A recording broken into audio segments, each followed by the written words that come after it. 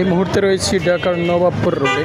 বাইরে ভাই কি বলবো, এই রোডে যারা একবার ঢুকছে গাড়ি নিয়ে আর বের হইতে পারবে না। যাই হোক, সকালবেলা একটু ফাঁকা আছে মনে হচ্ছে, তবে রাত্রিবেলা হইলে বের হওয়ার মতো কোনো ক্ষমতা নেই।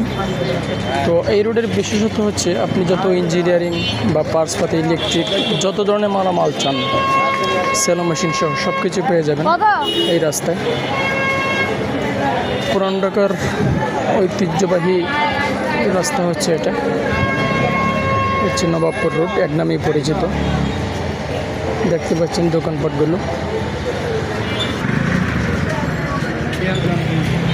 গুলিস্তানের এই এলাকাটা সবচেয়ে বেশি জমজমাট, বিশেষ করে পুরো গুলিস্তানই কিন্তু জমজমাট, ব্যবসায়িক এলাকা বলা যায়। আপনি এখানে সব কিছু পেয়ে যাবেন। বাংলাদেশের আনাচে কানাচে যত ধরনের পণ্য পৌঁছায়, অর্থাৎ কাপড় সহ সব কিছু কিন্তু গুলিস্তানেই পেয়ে যাবেন।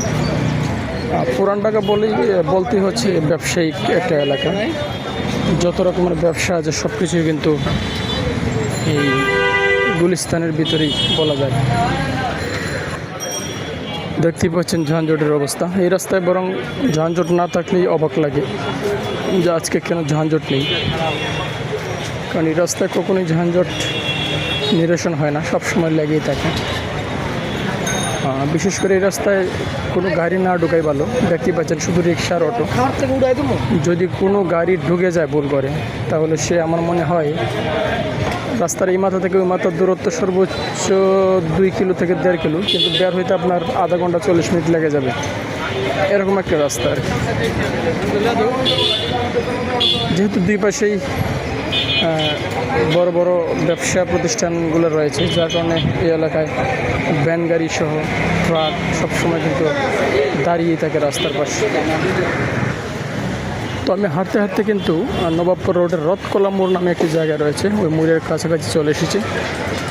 এই নবাবপুর রোডে কিন্তু একটি ঐতিহ্যবাহী মিষ্টির দোকানও রয়েছে, আপনাদের অনেকেরই হয়তো জানা। মরণচাঁদ নামে একটি দোকান রয়েছে, একটু সামনে গেলেই সেই কাঙ্ক্ষিত মিষ্টির দোকানটি। এই দোকানে কিন্তু সবসময় বেচা কেনার ভিড় লেগেই থাকে, মানুষ সিরিয়াল ধরে মিষ্টি নিতে হয়, এরকম একটা অবস্থা। তো এই হচ্ছে সেই রথকলার মোড়, দেখতে পাচ্ছেন। আর এই রাস্তা পুরোটা হচ্ছে নবাবপুর রোড। এই রাস্তায় কিন্তু একটি ঐতিহ্যবাহী মন্দিরও রয়েছে, শ্রী শ্রী লক্ষ্মীনারায়ণ মন্দির, দেখতে পাচ্ছেন। এই সেই মন্দির।